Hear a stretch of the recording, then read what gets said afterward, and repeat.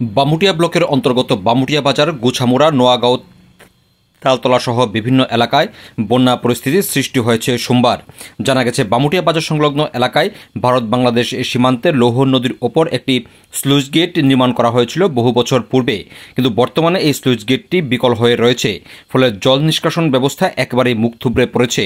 এই এলাকাতে এই স্লুইস গেটটি বিকল থাকার কারণে সঠিকভাবে লৌহ নদীর জল বাংলাদেশের দিকে যেতে পারছে না, যার ফলে জল আটকে বিস্তীর্ণ এলাকা জুড়ে বন্যা পরিস্থিতির সৃষ্টি হচ্ছে।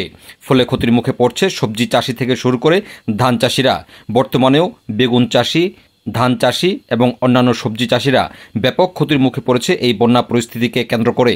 স্থানীয়দের দাবি, এই স্লুইস গেট প্রতি বন্যার পর 50,000-70,000 টাকা খরচ করে মেরামত করার জন্য নাটক মঞ্চস্থ করা হলেও প্রকৃত অর্থে সেটি মেরামত করা হচ্ছে না। এমনকি স্লুইস গেটের গেটগুলি ওপরে তোলার জন্য কোনো মেশিন বর্তমানে সচল নেই। ফলে এই এলাকাতে বন্যা পরিস্থিতির সৃষ্টি হচ্ছে। এমনকি স্লুইস গেটের মধ্যে বিভিন্ন আবর্জনা স্তূপ জমে এই জল আটকে গোটা এলাকা জুড়ে এই বন্যা পরিস্থিতির সৃষ্টি হচ্ছে বলে অভিযোগ করলেন স্থানীয় জনগণ।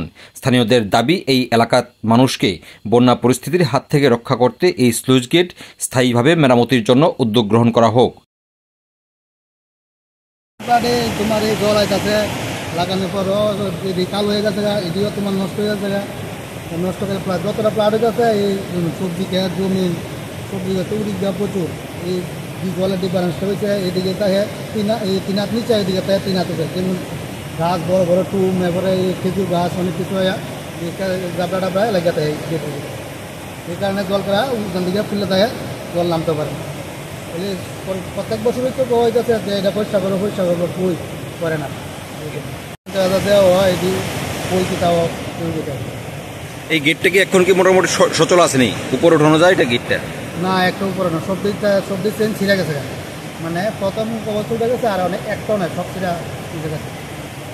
কোনো সুবিধা নেই। এই সুইচ গেটটা যদি সময় উঠানো যায় তাহলে কি এদিকে বন্যা হইব? না, একদম জলটা তো একদম বাংলা থাকতো না, এদিকে এত জল থাকতো না। এই সাইডে তো জল না, খালি সুইচ গেটে লেগে এই সাইডে জল আছে।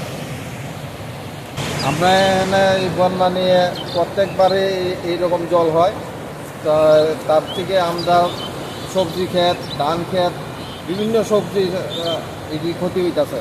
যেমন আমারে বেগুন ক্ষেত আছে, তারপরে শশা ক্ষেত, কইডা, তারপর সিম, লাউ গাছ, এটি সব আমার নষ্ট হয়ে গেছে। এইরকম এর আগে হয়েছে, সবই ক্ষতি হইতেছে। ধান ক্ষেতও করছি, ধানও সব ক্ষতি। আমার একা না, এলাকাবাসীর সবাই। যেমন নোয়াগাঁও, বাহন পুষ্কুনি, আমাদের বামুটিয়া বাজার এরিয়া, কাঁচাবাড়ি টিলা, গোছামুড়া, এইসব জায়গা সব জলে নিচে। এই সমস্যাটা কেন হইতেছে এখানে? আমরা সবসময় আমরা একটা দাবি যে সুইচ গেটটা সুন্দরভাবে করে, কিন্তু এটা প্রত্যেক বছরে এমনই হইতেছে। কিন্তু পরিষ্কারের লাগে 70,000, 50,000 এইরকম টাকা দেওয়া হইতেছে, কিন্তু বলে কোনো কিছুই না। এখনও এইবারও কালকে 12টার পর থেকে এই জল এইভাবে হয়েছে। আমার পুরা সবজি ক্ষেত, ধান ক্ষেত পুরাই শেষ।